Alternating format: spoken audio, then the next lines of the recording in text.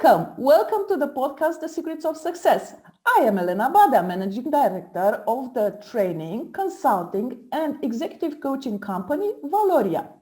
And I am delighted to have Julie Walsh as a guest today on the podcast. So let's see what is the story that Julie will tell us about her professional development and her refound passion for painting. Hi, Julie. How are you doing? Thank you for taking the time to come on the podcast. How is your day? Hi, Elena. Thank you very much for asking me. I'm delighted to be here. So I've been painting this morning, which is, I hadn't realised my utter dream to spend the rest of my life painting, but it came to me very late. So I have a corporate career, 30 years I spent in global pharma industry, in sales and business development. And I got a great deal out of it. But for years and years, I was always searching for something else. I always thought there should be more and that I should be happier. And I think it is our God-given right to wake up every morning and feel joyful at the day. I think we should be living a life of joy. I actually ended up becoming a clinical hypnotherapist. So I have a lot of sort of therapy in my background. Consequently, I went through a lot of therapy. And I think that was what changed my life, because the soul searching led to a real inner personal development. And there's not a person on the planet that doesn't benefit from doing that sort of work, because it enables you to clear limiting beliefs, to actually identify what does make you happy. What I found was you can ask people, what would your perfect life look like? And a lot of people can't answer. Yes. And I kept thinking, if I get that job, I'll be happy. If I get that role, if I do this, and it never was, it was never enough. But it's taken me, I'm 60 in October, and it's taken me all of these years, because I only actually left my job last month. Okay. And I was offered redundancy, which was kind of, I've manifested it. Because I thought I was trapped in my job because of the salary. I could see no way out. We were performing really well. I couldn't see any way I could get out of it. And building my art business alongside was very difficult because I couldn't promote myself because of conflict of interest with my job. But I then realised that the only thing that was actually blocking me was my beliefs. And then I started going, okay, I'm ready for a miracle. This is what I want to be spending my time doing. And I got offered redundancy. Yes, I understand. I mean, unbelievable. It's still still makes me think, oh, I've got to replace my salary. But I think when you follow your purpose and your passion, I think the money flows. We're very conditioned, aren't we, at school to think about what job is going to pay me. And that's not what it should be about. It should be what brings me joy. And the money will follow.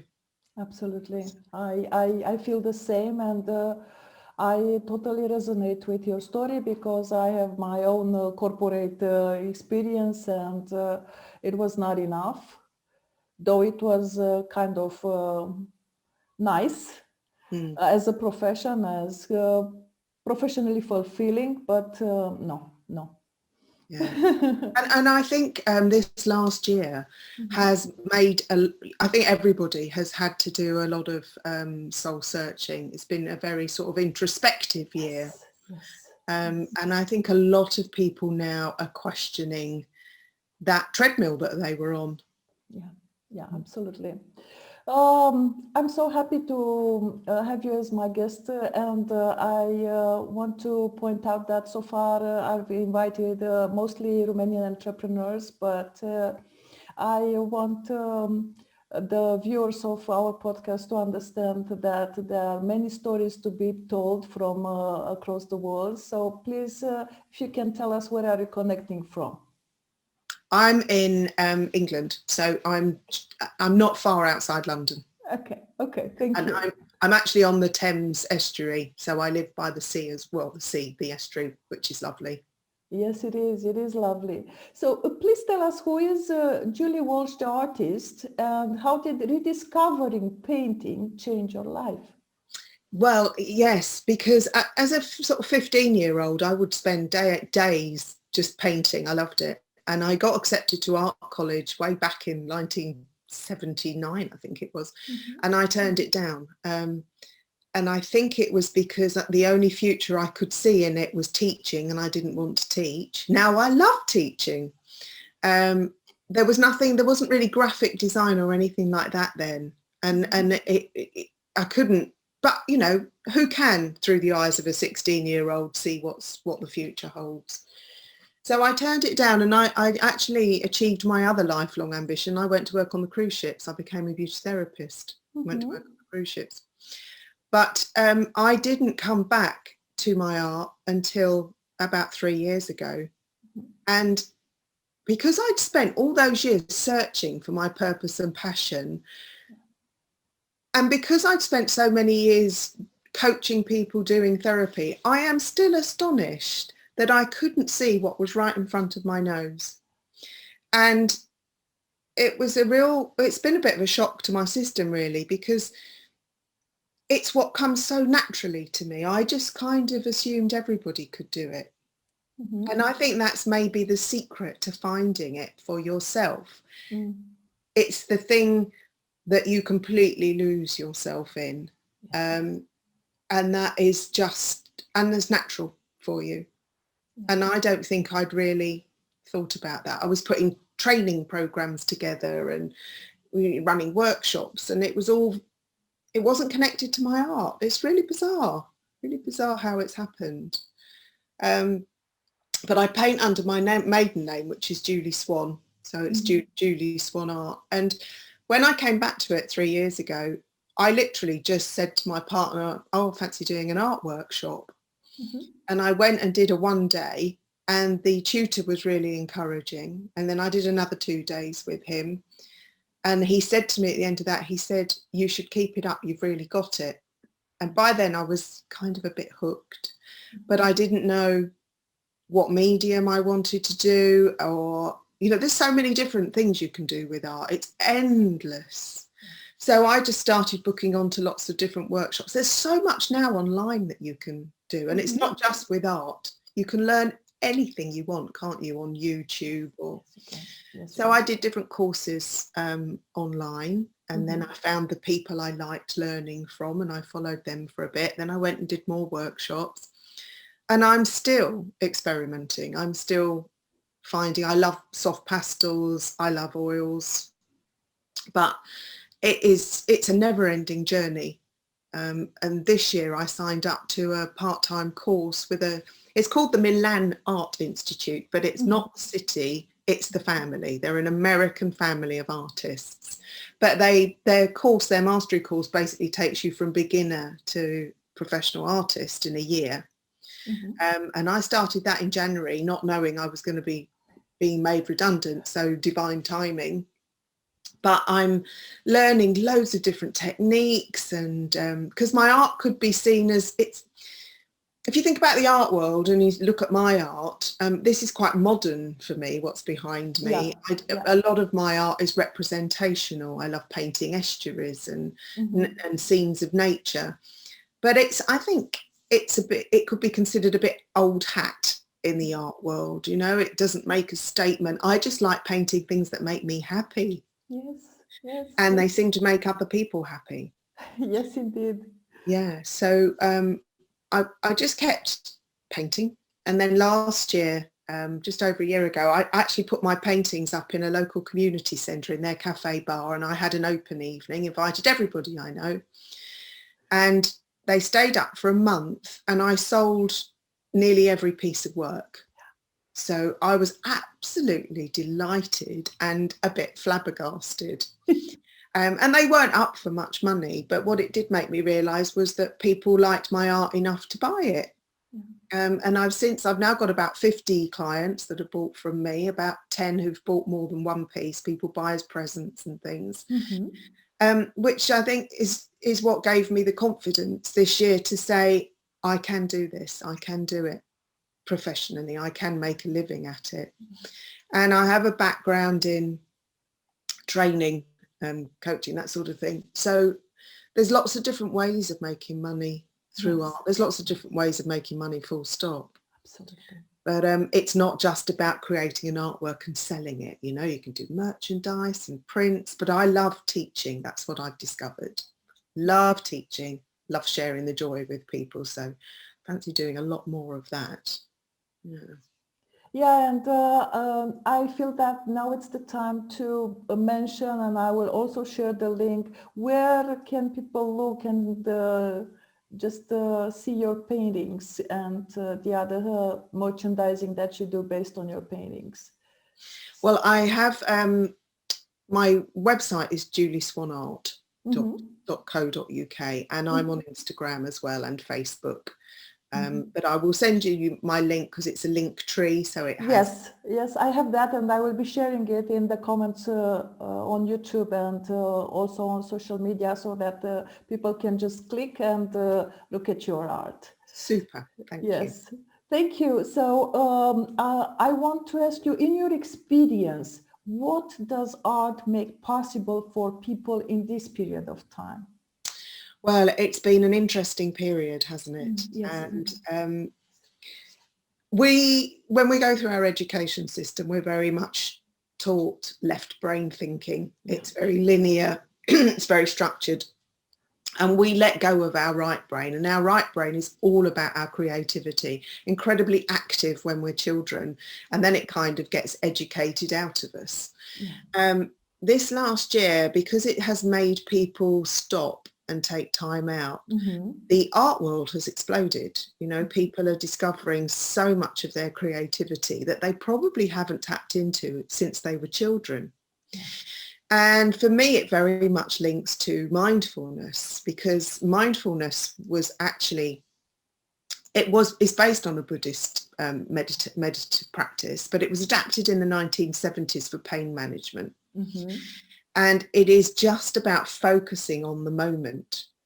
But it's been proven, and you can actually fit it into your daily task by drinking your cup of tea mindfully or doing different activities mindfully. You don't have to sit in a darkened room and chant Om, which is why it's been fantastically adopted by corporate life and by big institutions, because the actual science behind it, and there's hundreds of proper full-bodied clinical studies demonstrating that it improves if you practice mindfulness, it improves your sleep, it lowers your blood pressure, it improves your sex life, your relationships, it makes you more creative, it improves your decision making.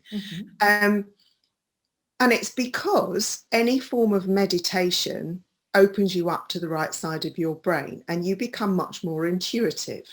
And art is a meditative practice, it's a mindful practice. Same as anything that requires all of your attention. So things like yoga, Pilates, things where you can't kind of think of anything else while you're doing it. Something that's totally absorbing is a mindful practice.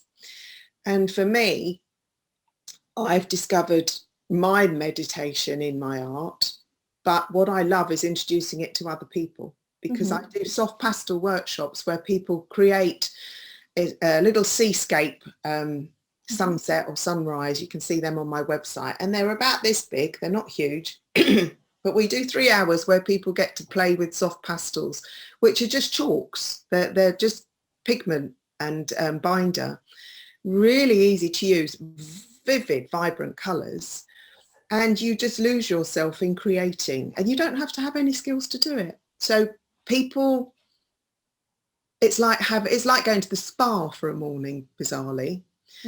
But I think through COVID, people are tapping in so much more to their creative space and their creative side.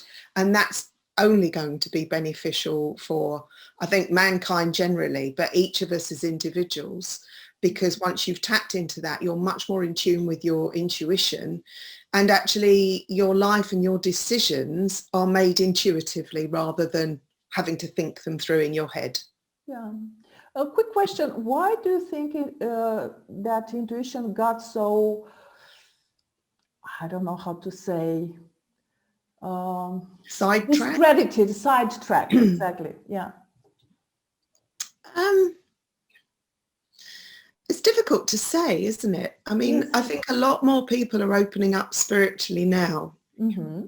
If you think about, you know, the new age, as it used to be called, it was very much around hippies and the 60s and 70s.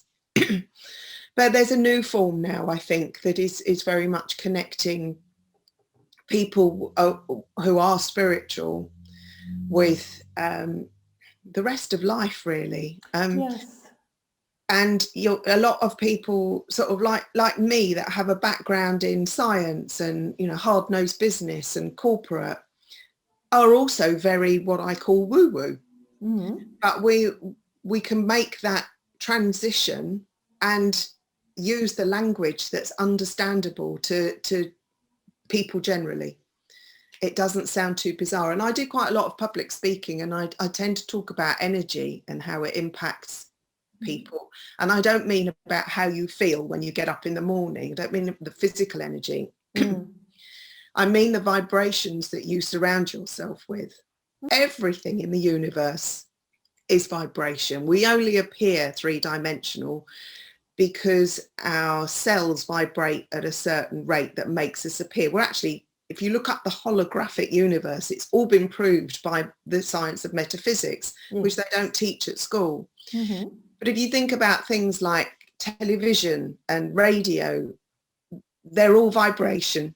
Yes. And actually, you can explain spirituality. You can explain mediumship and psychic ability through the fact that it's all energy, and we are just sensitive to different levels of that energy. Some of us more sensitive than others. Yeah. But there's not a single person out there that doesn't recognize that they can walk into a room and know if there's been a row because they feel the energy, and that is the vibration. So we all have that sensitivity, and I think people are really beginning to open up much more to it now. And I like to demonstrate when I'm with people how it works using kinesiology, where you can actually muscle test the body and find out what's good and what's bad for the body, and if you're telling the truth or if you're lying. There's so much out there. It's a fascinating world that we live in. Yes, and I think people are really beginning to question, now. Yeah, and they are curious and not judging, but taking the adventure of discovering whatever is out there, apart from the normal part of the life. Yeah, and I believe that we are spiritual beings having a physical experience, and I teach soul lessons and soul development, I call it, really, when I've done coaching and therapy. And it's about understanding what your soul lessons are. So if you find that you're getting repeating patterns in your life and you are not changing your reaction to them, they will continue, and you will have little problems thrown at you like little pebbles. If you don't change, then you'll get something a bit bigger and a bit bigger, until in the end you walk into a wall kind of issue, which will be health or redundancy or bereavement or divorce, anything that's life-changing. And COVID has been one of those for pretty much the world. Yes, and it says something about the times that we're going through at the moment. You know, the age of Aquarius is a very spiritual age. And we've come from an age of sort of male energy, very linear thinking, very direct, very compartmentalized. And this is the energy of collaboration. It's a female energy. It's very nurturing and supportive. And I think you can see the transition happening. Yeah, you can see it. Oh, I like it. I mean, this is something that I'm passionate about as well. So with all that in mind, what are your plans for your art and for your coaching? What projects do you have ahead of you now? Well, I'm trying not to get too distracted because I am a real ideas person. And I mean, over the years when I've worked with people, I've actually developed a program called the Fabulous Life Ladder, which is, it's all the tools and techniques I've used and have worked. And I've got it in a program, but I haven't written it up or published it yet. But that's got to go on the back burner because at the moment I'm going to focus purely on my art, finding my niche, my style, you know, the way I want to work. Mm-hmm. That's my priority, and I'm still experimenting. Mm-hmm. I will. The next stage for me is to develop tutorials so that, you know, I can put things online and people can learn. And, you know, I might have groups, physical groups, yes, or online groups, but that's probably the next thing I'm going to do. My you know, my perfect world would be to spend the rest of my life traveling and painting and teaching and being paid for it. Yes, let's manifest that for Julie. And Julie, please. that would be my heaven. Yes, yes. I've actually got a son that lives in Canada, and he moved out there about 3 years ago, and he's in Vancouver, which I wanted to live in when I was younger, when I was on the cruise ships. I adored it. And we went the year after he moved out, and we had nothing but torrential rain for a whole fortnight out there. It was horrendous. So I'm itching to get back there and spend some time in the beautiful, beautiful world that is Canada without the rain. Yeah. So it's nice to think that I don't have to ask for time off work anymore, and that I can go out there and I can paint, and it's all just part of my life now. And I think that's how everybody should feel. Yes. So I've got a lot of plans, but I'm almost trying to rein myself in so that I don't get pulled in too many directions. So this year for me, it's getting my art really in a way so that it's natural to me, and I know what I'm producing, I know what my niche is and who will like it, and doing my tutorials because I just love sharing them with people, and I think they're so good that it's so good for people to do something creative, and getting online really. Yeah, you have to, because when I saw your paintings online, Rosie at the beach, the lovely puppy, that paintings totally warmed my heart, and the wonderful colors that you used in the painting with the London landscape, the grays and the blushes, fantastic. I've got that cushion. Exactly, that one. I like it so much. And the one behind you, Thank you, speaks to me as well. I love the blues and the greens. Thank you. So please, whatever you do, post it, share it. Let us see. I've already connected with you, and I invite all our viewers to do the same. So it's Julie Swan on Instagram, right? JulieSwanArt. JulieSwanArt on Instagram. Yeah. Okay, guys, you have to check it out. So in your opinion, which are the secrets of a successful / fulfilling life? Yeah, and I've been thinking about this, and I think if you'd asked me 6 months ago, my answer may have been slightly different. I think now, because I wake up every morning full of joy, it is finding your joy. Dig deep and think about what is the one thing that you completely lose yourself in, that absorbs you, that if you were given £1 trillion tomorrow, what would you spend your life doing? Yeah. And if you don't know, it's because you've lost sight of it at some point. And very often it will have been something that you loved as a child or a teenager and you let go of. So when I ask people this, they will say things like, oh, I used to write poetry, or I used to love music, and it will quite often be something creative. And even if that is not what you should be doing, it will open the path for you, because that is your mindful space. Does that make sense? Yes, it does. Yes, it does make complete sense to me, because I can recognize that place where you're working, but completely mindful and enjoying the process and the outcome as well. Yeah, I know. it shouldn't feel like work. Mhm. It shouldn't feel like work. No. The other thing I think that's so important for success is adding value. Mhm. So you could also think of that as being of service. Mhm. And that doesn't mean you've got to go out and contribute, charitable time to charities or things like that. It's about connecting.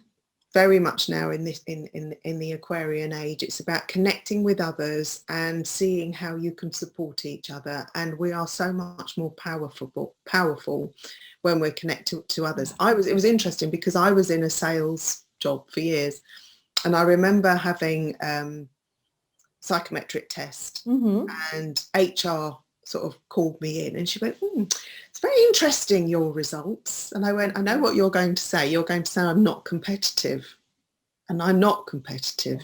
So to be in a really quite hard-nosed sales environment it's a bit counterintuitive. But then I never liked it when they'd say, right, the first one to do this or to get X number of so-and-sos. I always found that being competitive kind of set teams against each other. Yeah. Whereas when companies and teams or people work in collaboration, you can bring all the skills to the table and we achieve so much more. And I think that's why I'm enjoying this, where I met you on the lunch club, is because you get to speak to people that you wouldn't stumble across in the normal daily life. And we have a connection with everybody some way. And it's fascinating to meet people. So yeah, I think adding value, collaboration, and finding your joy. I understand, but now just one question on it has just come to me. Here in Romania, many people just need money to get through the day and through the weeks and through the months of their lives.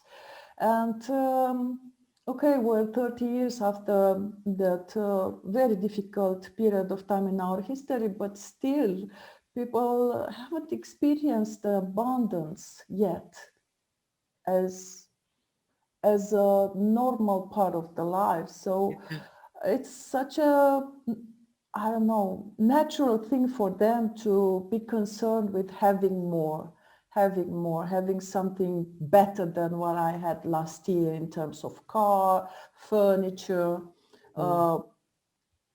experiences and holidays.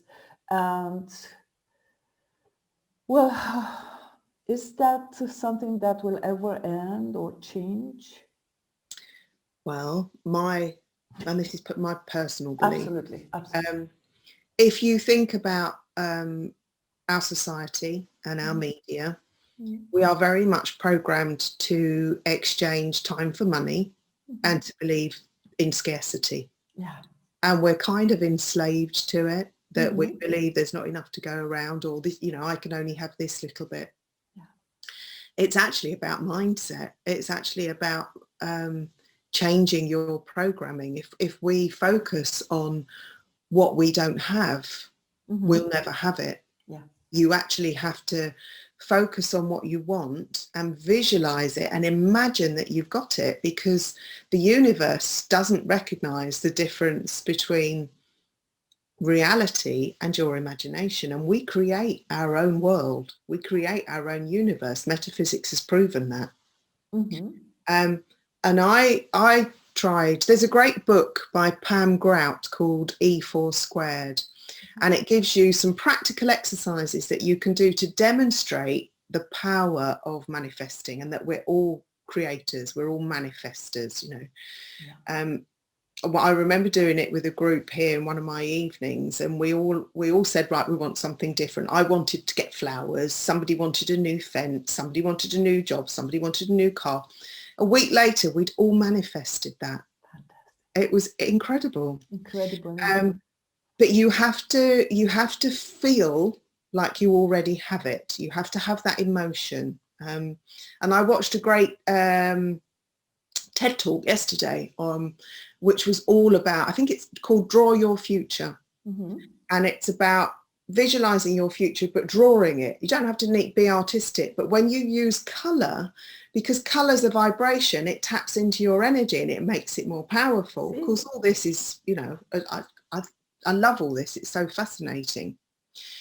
But somebody told me to, you should carry around in your purse or your, you know, pocket wallet, a month of salary in cash. Well, that's pretty impossible for most people. Yes, it is. So what I did was I printed pretend £50 notes, and 50 is the biggest denomination you can get in English money. And I've had them in my purse for probably the last year, and the universe doesn't know they're fake. But money started to come to me hand over fist once I did it. So Great.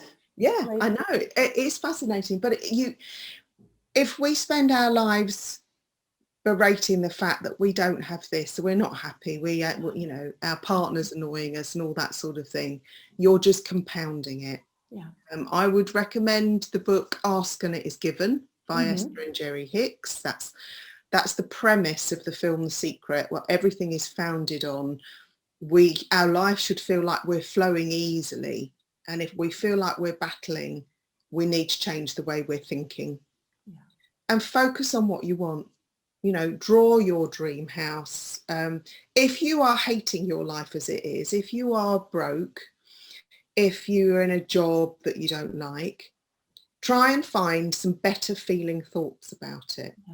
So always aim for gratitude, to be grateful for what you have at the moment, but I'm even more grateful for the abundance that's coming to me.